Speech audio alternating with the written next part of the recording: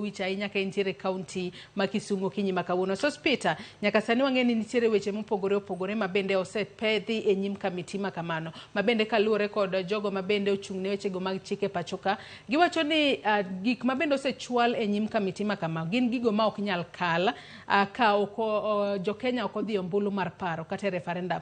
Mano ponono ka watiyo kod ranyisi loso counties mamoko 11 e pachoka e ponono chwalo term limit mar jatend piny Kenya kaachiel kod loso apisi obed mano mar prime minister, mano mar prime cabinet secretary kaachiel kod apisi mano mar jatend kweth mapingo piny owacho. Korka kori bende wachni mar ponono Jokenya di referendum. Mong'eni kinde mokalo chien ne wantiere kod parono mar BBI mabende ne ochwal kanyo kod mane en jatend piny Kenya Uhuru Kenyatta kod jatend Azimio la Umoja mano Raila Odinga. Nyalo bedo ni ponono weche makamagi kwayo paro kowuok e BBI kata Building Bridges Initiative. Obungu. Okay, agoero kamano mokwongo kabisa. Joyce, nyaka wayiere ni we have the best constitution so far. Kendo constitution mano bedo promulgated in 2010 and the best constitution. Maka wanyalo tiyo godo mwa implemented to the latter. Then Kenya nyalo bedo country ma other countries nyalo biro to time benchmarking.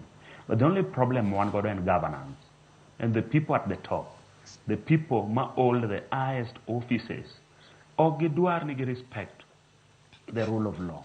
They swear to protect. Kendo seche magi swear to protect the constitution. Immediately magi says swore to protect the constitution. Then they forget nintiere gik monego benege timo madongo kaka leaders into those offices magintiere. And one of the people who are holding accountable over gik ma onego benege timo. For example, gisamo wuoyo kodi niendi. Chike ma wan godo gin poorly implemented. The implementation emalak. Therefore, ka wanyalo implement gik ma wantiere godo, then wanyalo dhi maber as a nation. Nikech kapok aduoko penjono, nyaka wayiere ni nitiere reports ma wan godo e Kenya waka ma no consume pesa mang'eny mar jopiny kitimonegi public participation ka gi go through various legal procedures ma oketgi in place. The first report wantiere gi Kriegler report. The Kriegler report wuoyo about elections and electoral processes. Kendo no se advise waka konego beni the institution of the IBC should behave independently without any remote controlling from the executive. But currently as we speak, you realize Nipo the IBC or assume its role mar being an independent body or discharge the mandate as part of a control mar the executive. That is why kata elections manyoro nyobedo bungled. Nye wangi shambolic elections and electoral results simply because the chairperson of the body, the IBC, may subscribe to the executive and he forgotten the role Mao play as enshrined in the Kenyan constitution. Therefore, all these things Kenya Lobedo put down, mondo gibed respected, wa respect the rule of law. To realize the constitution is a supreme document. Maone gubeni wa respect sasa. Another report which is very important. Another report which is very important. And the TJRC report, Truth and Justice Reconciliation Commission. This TJRC report onegubeni ngamanitiere top position sani and call himself the president should act on its implementation. This report could be implemented. Then ntiere things moko machalo gin duplicate. Gin gik manoso bedo addressed in the Truth and Justice Reconciliation Commission report makanyalo bedo implemented today nikech ne wasetiyo gi pesa kaka Jokenya. Magin gik manoso bedo addressed, advice no se miwa kaka Jokenya and which way forward to do them. Omiyo magi gin gik makotim to nyalo konyowa as a nation. Quickly, Jenamonda watching the constitution one obedo framed in such a way by the framers of it in the way ma kantire gimora mora ma touch on Japany to iduogo ipenjo Japany. Mane momiyo gik ma touch on the offices mar outside the constitution currently gin gik manyaka pen Japany because the constitution is clear. Article 1 of the constitution. Actually, the sovereign power belongs to the people. And we, the people of Kenya, wan giteko e katiba. Kendo katiba oketwa malo, korka katiba ne piny. Iso ni gimora mora madwa affect Japany either positively or negatively, nyaka japiny bed consulted over such matters. Omiyo, a matter touching on devolution, increasing other counties, is a very serious and a fundamental point.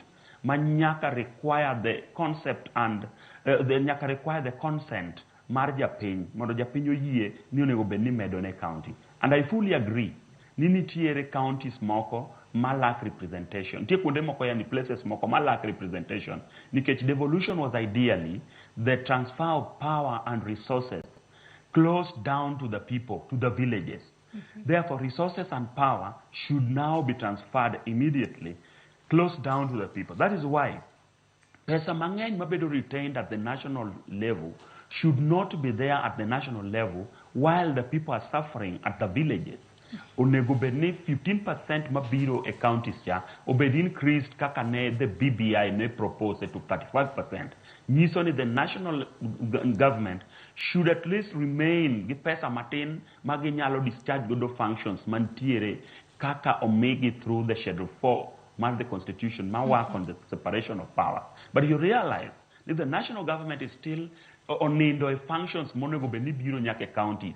Therefore counties mantiere feel ni ok discharge the mandates of those offices as stipulated in the Kenyan Constitution and the County Government Act. Koro mi awacho ni ayie kenda feel ni ka wachiko ni wadhi e referendum, then if that is the best way manyalo cure the problems mantiere in this country as we speak, then so be it. Another conversation and a debate is somewhere. Jomoko wacho ni the bipartisan committee need to consume about 106 million. Ni mana en pesa mang'eny. Yena muda koni Joyce. The route at which we travel after every 5 years, kawasaya elections, and a very expensive route nikech after elections to realize ni gik moko okotimore yo makare, then we get to our streets because the majority ma ogoyo mbulu ma okoyudo aki margi to gikone gibiro e streets kage demand for justice. And samagi demand for justice, the economy of this country gets deteriorated because the economy cannot be stable while the country is at war, while the people are not happy with what the government is doing. Therefore, pesa itigo in restructuring and in putting all structures that will be in place to help this country for the period of 10 or another 50 years to come, that to me, I feel and pesa matin kabisa omiyo onego benege work on timo gik moko e makare. Quickly on referendum. Quickly on referendum. Sama wawuoyo kodi niendi. In fact, the Kenya Kwanza government owes a lot of an apology, and they owe Kenyan people a lot of questions to answer. Why did they create the office marked the Prime Cabinet Secretary? Office which is not recognized by law. And Musalia Mudavadi chamo pesa ma work from the taxpayers' money, work from the public coffers, yet that office is not recognized by law. Mumi Ruto is trying to bring this office through backdoor after noticing very well that this office is not recognized by law. But for us to be safe as a country, nitie gik manyaka bed anchored in law. Kawadwaro ni mondo wabed gi gimiluongo ni inclusivity, whereby we reduce kata we eradicate gimiluongo ni the winner takes it all. Maka president osedhi yiero, to ka ji yiero, to president no kao launch yo makare kata yo rang'enge, to kao loch teto bedo godo ma jomoko onge. That is why I say creating these offices is not an offense, because it will also add some value. Mamiyo nisoni other communities not feeling represented into leadership, they will also have a say in governance or as part of government madibedo created at that time. Therefore, these offices are not bad. We are added to referendum, and it is not bad. As long as there is going to be value for money, there is going to be full representation, and Kenyan people are going to feel they are part of the government.